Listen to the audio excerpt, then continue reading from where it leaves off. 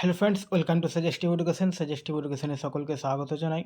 RRB group D এর জন্য যে জেনারেল সায়েন্সের আমরা চ্যাপ্টার ওয়াইজ প্র্যাকটিস করছিলাম, তো চ্যাপ্টার 2 মেকানিক্সের আমাদের দুটো টপিক হয়ে গেছিলো, ওয়ার্ক এবং পাওয়ার। আজকে হবে এনার্জি বা শক্তি। তো আজকের প্রথম কোশ্চেন হচ্ছে, বাতাসের কোন শক্তি একটি উইন্ডমিল ব্যবহার করে? তো উইন্ডমিলে বাতাসের গতি শক্তিকে ব্যবহার করা হয়। তারপরে দেখো, যদি বায়ুর প্রতিরোধ নগণ্য হয় তাহলে স্বাধীনভাবে পতনশীল বস্তুর স্থিতিশক্তি এবং গতিশক্তির যোগফল কী হবে? তো যদি বায়ুর প্রতিরোধ নগণ্য হয়, অর্থাৎ বায়ু যদি কোনো প্রতিরোধ না করে, তাহলে কোনো পতনশীল বস্তুর স্থিতিশক্তি এবং গতিশক্তি কনস্ট্যান্ট হয়ে যাবে। তারপর এখানে দেখো, কোন কণার গতিশক্তি সবচেয়ে বেশি? তো গ্যাসের গতিশক্তি সবথেকে বেশি। একটি বাড়িতে প্রতি মাসে 900 গুণিত 10⁶ জুল শক্তি ব্যবহৃত হয়। 900 ইন্টু 10⁶ জুল শক্তি ব্যবহৃত হয়। এই শক্তি কত ইউনিট হবে? আচ্ছা, এখানে একটা অঙ্ক করতে হবে। দেখো, 1 ইউনিট অর্থাৎ 1 ইউনিট সমান আমরা জানি 1 কিলোওয়াট আওয়ার, ঠিক আছে। আর 1 কিলোওয়াট আওয়ার সমান হচ্ছে, যারা প্রথম ক্লাসটা করেছো সায়েন্সে এই সিরিজটার, তাহলে তোমরা বুঝতে পারবে 1 কিলোওয়াট আওয়ার সমান আমরা জানি 3.6 ইন্টু 10⁶ জুল, ঠিক আছে। তাহলে এখানে যে 900 গুণিত 10⁶ জুল যেটা রয়েছে, ওটাকে আমরা এটা দিয়ে ভাগ করে দেব, তাহলে ইউনিটটা আমাদের বেরিয়ে যাবে। তাহলে 900 গুণিত 10⁶ জুল আর 3.6 ইন্টু 10⁶ জুল, ঠিক আছে। তো ভাগ করলে এটা পুরোটা কেটে যাবে, আর 900কে যদি 3.6 দিয়ে আমরা ভাগ করি তাহলে হবে 250। অপশন ডি হচ্ছে 250 ইউনিট, ঠিক আছে। এখানে ক্যালকুলেশনটাও একই রকমভাবে দেওয়া রয়েছে। যখন একটি সংকুচিত স্প্রিং মুক্তি পায়, এটি তার স্থিতিশক্তিকে কী শক্তিতে রূপান্তরিত করে? তো আমরা যখন কোনো একটা স্প্রিংকে গুটিয়ে রাখি, এবং এটা যখন আমরা যখন গুটিয়ে থাকে তখন স্থিতিশক্তি থাকে, এবার যখন ছেড়ে দিব তখন এটা কী হবে? প্রসারিত হয়ে যাবে। তখন এটা হয়ে যাবে কি? গতিশক্তিতে রূপান্তরিত হয়ে যাবে, গতিশক্তি বা কাইনেটিক এনার্জি। ওকে। তারপরে দেখো, একটি বস্তুর স্থিতিশক্তি কার সাথে বৃদ্ধি পায়? তো বস্তুর স্থিতিশক্তি হাইটের সঙ্গে বৃদ্ধি পায়। Option B, height. উচ্চতা বাড়ানোর সাথে বিভব শক্তি বা স্থিতিশক্তি বৃদ্ধি পায়, কারণ এটি মহাকর্ষের বিরুদ্ধে উত্তোলনের জন্য কাজ করে। নিচের কোন শক্তি বস্তুর উচ্চতার সাথে পরিবর্তিত হয়? তো বস্তুর উচ্চতার সঙ্গে সঙ্গে আমরা একটু আগেই পড়লাম যে স্থিতিশক্তি বা যেটা বিভব শক্তি বলা হয়, পোটেনশিয়াল এনার্জি, পরিবর্তিত হয়, ঠিক আছে। একটি বস্তুর অবস্থান ও আকার পরিবর্তনের ফলে যে শক্তি সঞ্চিত হয় তাকে কি বলা হয়? তো কোনো বস্তুর অবস্থান এবং আকার পরিবর্তনের ফলে স্থিতিশক্তি বা পোটেনশিয়াল এনার্জি সঞ্চিত হয়, ঠিক আছে। এই কোশ্চেনটা অনেকবার এসেছে রেলওয়ে পরীক্ষায়। গ্রুপ ডি এসছে, এলপিতে দুবার এসছে, গ্রুপ ডি এ দুবার আর এলপিতে দুবার। বাঁধে সংরক্ষিত জলের মধ্যে কোন শক্তি থাকে? তো যখন কোনো নদীতে বাঁধ থাকে এবং জলগুলোকে সংরক্ষণ করা হয়, তখন সেটার মধ্যে স্থিতিশক্তি থাকে, আর যদি বাঁধের জলটা ছেড়ে দেওয়া হয় তাহলে ওটা গতিশক্তিতে রূপান্তরিত হয়ে যাবে। একটি চলমান বস্তু মূলত কী শক্তি অর্জন করে? তো বস্তু চলছে মানে এটার গতিশক্তি থাকবে, অর্থাৎ কাইনেটিক এনার্জি। Option A. উচ্চ গতিতে চলমান একটি গাড়ির মধ্যে কোন শক্তি থাকে? তো চলমান বস্তু মানে উচ্চ গতিতে চলুক আর নিম্ন গতিতে চলুক, চলমান মানেই ওর মধ্যে কাইনেটিক এনার্জি থাকবে বা গতিশক্তি থাকবে। নিম্নলিখিত শক্তিগুলির মধ্যে কোনটি সর্বদা ধনাত্মক হয়? গতিশক্তি সর্বদা ধনাত্মক হয়। অপশন বি, গতিশক্তি সর্বদা ধনাত্মক হয়।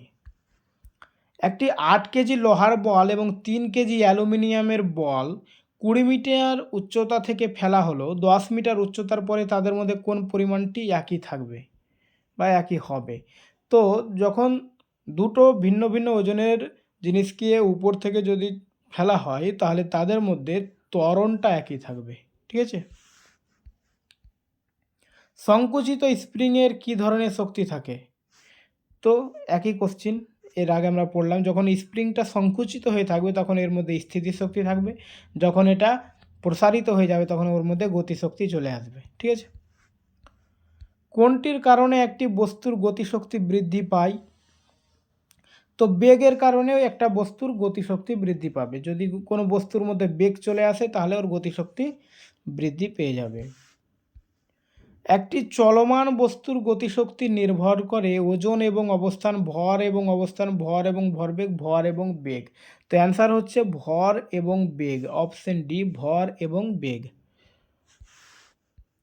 জলবিদ্যুৎ কেন্দ্রে কোন শক্তি বিদ্যুৎ শক্তিতে পরিবর্তিত হয়? তো জলবিদ্যুৎ কেন্দ্রে কোন শক্তি বিদ্যুৎ শক্তিতে পরিবর্তিত হয়? দেখো, জলবিদ্যুৎ যখন তৈরি হয় তখন জলের গতিশক্তিটা বিদ্যুৎ শক্তিতে রূপান্তরিত হয়, অর্থাৎ জলটা যখন চলছে সঙ্গে এবং এই জলের গতির ফলে কিন্তু টারবাইনের চাকা ঘুরে এবং বিদ্যুৎ শক্তি উৎপন্ন হয়, তাহলে জলের গতিশক্তি বিদ্যুৎ শক্তিতে রূপান্তরিত হয়। ঠিক আছে, নিম্নলিখিত কোন ক্রিয়ায় স্থিতিশক্তি গতিশক্তিতে পরিবর্তিত হয়? তো আতশবাজি, বিস্ফোরণ, টর্চ চালু করা, টর্চ বন্ধ করা, দোলনার দোলন। তো এখানে দেখো, আতশবাজি বিস্ফোরণ করলে এখানে কোনো স্থিতিশক্তি বা গতিশক্তির ব্যাপার আসে না, টর্চ চালু করলাম কোনো গতিশক্তির ব্যাপার আসে না, বন্ধ করলেও কোনো সমস্যা নেই। ঠিক আছে, কোনো মানে গতিশক্তির কোনো ব্যাপার আসে না।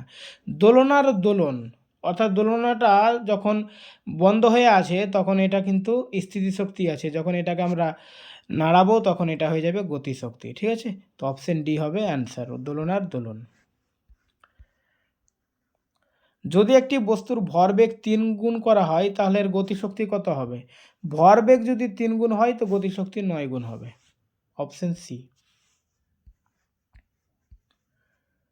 আচ্ছা, এখানে কেন হলো দেখো, গতিশক্তি ভরবেগের বর্গের সমানুপাতিক, তাই ভরবেগ 3 গুণ হলে গতিশক্তি 9 গুণ হবে। ঠিক আছে, একটি উত্তোলিত হাতুড়ির মধ্যে কোন শক্তি থাকে?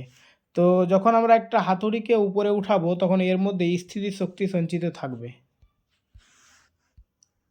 যদি একটি বস্তুর বেগ তার প্রাথমিক বেগের দ্বিগুণ হয়ে যায় তবে তার গতিশক্তি তার প্রাথমিক গতিশক্তির n গুণ হয়ে যায়, n এর মান কত?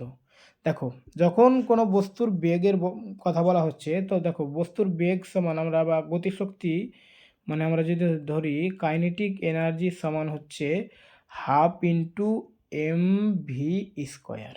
ঠিক আছে, এবার বলছে যে বেগটাকে দ্বিগুণ করা হয় তো গতিশক্তি n গুণ হয়। তো গতিশক্তি অর্থাৎ কাইনেটিক এনার্জিটাকে আমরা n গুণ করে দিলাম, আর কি হবে, বেগটা দ্বিগুণ হয়ে যাবে, তাই তো? তো বেগ দ্বিগুণ হয়ে গেলে আমরা কীভাবে লিখব, এম আর 2v স্কোয়ার, কারণ ভিটা দ্বিগুণ হয়ে গেছে। তাহলে এখানে কি হবে, এন কাইনেটিক এনার্জি বা গতিশক্তি সমান, এই যে এখানে এটা ব্র্যাকেট দিতে হবে 2v স্কোয়ার, তো এটা হয়ে যাবে কত, 4, তাই তো? 2 এর স্কোয়ারটা 4, আর মানে 4 হয়ে যাবে, আর এখানে হয়ে যাবে V square into half into M, এটুকু থাকছে। এবার দেখো, কাইনেটিক এনার্জি সমান half into M V square, তো এখানে তো এম ভি স্কোয়ার থাকছে, এটা হাফ ইন্টু এম আর এটা ভি স্কোয়ার, তার মানে এটা হচ্ছে কাইনেটিক এনার্জি, একটু উল্টো করে লেখা হয়েছে। তাহলে এটা কাইনেটিক এনার্জি আর এই কাইনেটিক এনার্জি মিলে যাচ্ছে, কিন্তু এন এর মান হয়ে যাচ্ছে কত, 4। তো অপশন বি হবে অ্যান্সার। ঠিক আছে, কোনো সমস্যা মানে বুঝতে না পারলে এখানে দেখো সলিউশনটা দেওয়া রয়েছে, স্ক্রিনশট নিয়ে দেখে নেবে। ঠিক আছে, প্রসারিত রবার ব্যান্ডে কী ধরনের শক্তি থাকে? তো একই ব্যাপার, স্প্রিং আর রবার ব্যান্ড, যখন স্প্রিং বা রবার ব্যান্ডটা যখন সংকুচিত হয়ে যায় তখন এটার মধ্যে স্থিতিশক্তি থাকে, আর যখন প্রসারিত হয় তার মধ্যে এটা গতিশক্তি চলে আসে। কিন্তু এখানে বলেছে প্রসারিত রবার ব্যান্ডে কী ধরনের শক্তি থাকে, তো এখানে গতিশক্তি অ্যান্সার হবে। ঠিক আছে, প্রসারিত রবার ব্যান্ডে গতিশক্তি থাকবে, আর যদি সংকুচিত রবার ব্যান্ড থাকে তাহলে স্থিতিশক্তি হবে। তো অ্যান্সার সি হচ্ছে অ্যান্সার। আচ্ছা, এখানে কি আমাদের কোনো সমস্যা হয়েছে? একটি প্রসারিত রবার ব্যান্ডে স্থিতিশক্তি সংরক্ষিত থাকে। আচ্ছা, এটা টাইপিংয়ে আমাদের ভুল হয়েছে, এটা সংকুচিত হবে। ঠিক আছে, তো স্থিতিশক্তি হবে এখানে অ্যান্সার সংকুচিত রবার ব্যান্ড। আশা করি তোমরা বুঝতে পেরেছো স্প্রিং আর রবার ব্যান্ডের ব্যাপারটা। নিম্নলিখিতগুলির মধ্যে কোনটি সৃষ্টি বা ধ্বংস করা যায় না? তো শক্তিকে সৃষ্টি বা ধ্বংস করা যায় না। যদি একটি বস্তুর গতিশক্তি তার প্রাথমিক মানের 256 গুণ হয়ে যায় তবে নতুন রৈখিক গতি কত হবে? এটার অনেক বড় কিন্তু সলিউশন করতে হবে, অঙ্ক করতে হবে, ঠিক আছে? তো আমি একটা শর্টকাট বলে দিচ্ছি, যখন এর ধরনের অঙ্ক থাকবে যত গুণ বলবে তার বর্গমূল করে দেবে। তো 256 বর্গমূল হচ্ছে 16, অ্যান্সার হচ্ছে 16 গুণ, ঠিক আছে? যদি এখানে 4 থাকে তাহলে অ্যান্সার হয়ে যেত 2, 9 থাকলে অ্যান্সার হবে 3, ঠিক আছে? বাকি কিন্তু সলিউশন যদি তোমরা দেখতে চাও এখানে দেওয়া রয়েছে, স্ক্রিনশট দেখে নেবে। একটি ভর m বিশিষ্ট বস্তু বেগ ভিতে চলমান এবং তার গতিশক্তি কে যদি এর বেগ দ্বিগুণ করা হয় তবে এর নতুন গতিশক্তি কত হবে? তো দেখো দ্বিগুণ করলে তখন বেগটা কি হয়েছিল 2v² হচ্ছিল না 21 নম্বর কোশ্চিনটা, তখন এর 4 গুণ বেড়ে যাচ্ছিল, তো অ্যান্সার হবে 4k, ঠিক আছে? বাকি তোমরা 21 নম্বরে যে সলিউশন দেওয়া রয়েছে এটা দেখে নেবে। যদি বেগ দ্বিগুণ হয় তাহলে গতিশক্তি 4 গুণ বৃদ্ধি পায়, আর যদি বেগ 3 গুণ হয় তাহলে গতিশক্তি 9 গুণ বৃদ্ধি পায়। আমরা এটা দেখলাম। যখন একটি বুলেট বন্দুক থেকে ছোড়া হয় তখন এর স্থিতিশক্তি কিসে রূপান্তরিত হয়? তো স্থিতিশক্তি থাকে তখন ছোড়া হলে এটা গতিশক্তিতে রূপান্তরিত হয়ে যায়। তারপরে দেখো 5 কেজি এবং 10 কেজি ভরের দুটি ইস্পাত বলের একই গতিশক্তি থাকলে কোন বলটি দ্রুত চলবে? তো এখানে 5 কেজি বলটি দ্রুত চলবে, ঠিক আছে? বাকি তোমরা সলিউশন যদি দেখো হাফ ইন্টু mv² সমান যদি দুটো আমরা লিখি হাফ ইন্টু mv², তো এখানে হাফ হাফ এমনিতে কেটে যাচ্ছে, আর এখানে m সমান হচ্ছে 5 কেজি আর এখানে m সমান হচ্ছে 10 কেজি, ঠিক আছে? তো এটা এমনিতে ডাবল হচ্ছে না, এটা ডাবল হয়ে যাচ্ছে, তাহলে এটা বেশি দ্রুত চলবে, যার ভর কম সে বেশি দ্রুত চলবে, অপশন বি হচ্ছে অ্যান্সার। যখন একটি ধনুক থেকে তীর ছোড়া হয় তখন ধনুকের স্থিতিশক্তি কিসে রূপান্তরিত হবে? এই যে বন্দুকের ব্যাপারটা একই রকম, বন্দুক আর ধনুক একই রকম, ঠিক আছে? বি অর্থাৎ গতিশক্তিতে রূপান্তরিত হবে। নিম্নলিখিতগুলির মধ্যে কোনটি স্থিতিশক্তির উদাহরণ নয়? মানে স্থিতিশক্তি নেই। সংকুচিত স্প্রিংয়ে স্থিতিশক্তি রয়েছে, উঁচুতে তোলা হাতুড়ি বাদে সংকুচিত জল, প্রবাহিত জলে কোনো স্থিতিশক্তি নেই, ওটাতে গতিশক্তি রয়েছে। একটি বস্তু পর্বত থেকে পড়লে কি শক্তি থাকবে? একটি বস্তু যদি পর্বত থেকে পড়ে তো গতিশক্তি স্থিতিশক্তি উভয়ই থাকবে। ওকে, তো আজকে এই পর্যন্তই, এরপরে আমরা পরের কোশ্চেনগুলো নিয়ে আসবো।